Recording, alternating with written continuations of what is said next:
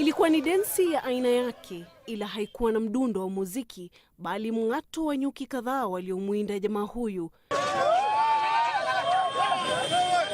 Kisa na maana, jamaa akakuja ikawa kwamba akajifanya yeye anahitaji gari za kuhaya premium ama axio.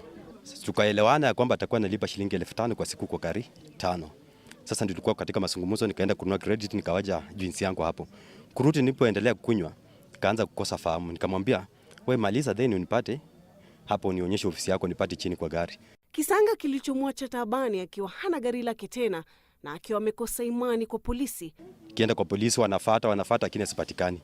Nikafikiria waje tu nikuje kwa mkanga.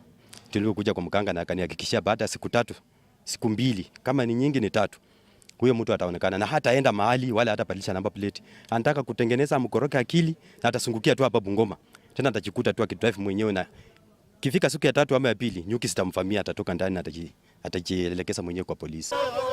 Funguo za gari akizishika mkononi, aliyejileta mwenyewe kichinjioni, gari nalo pia likiwa limepatikana na nyuki waliokufa wakiwemo pia.